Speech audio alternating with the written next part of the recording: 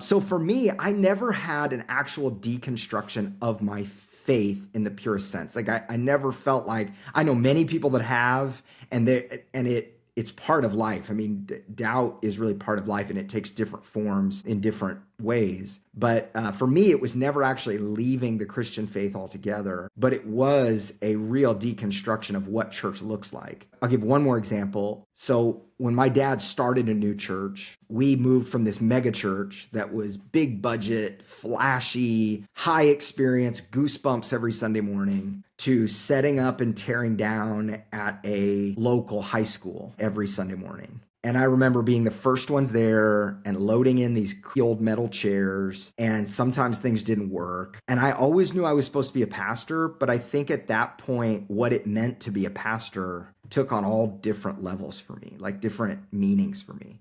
Because I thought it was the director of the program, the show, Mm-hmm.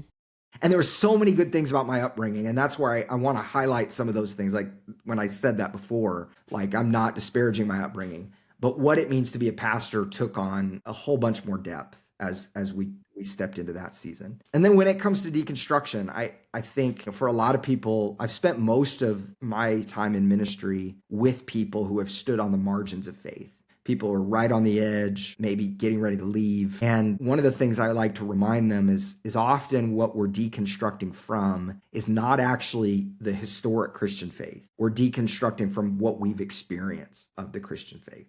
And that's real and it's true. But sometimes I feel like it's my job as a pastor to introduce people to other family members they never met before.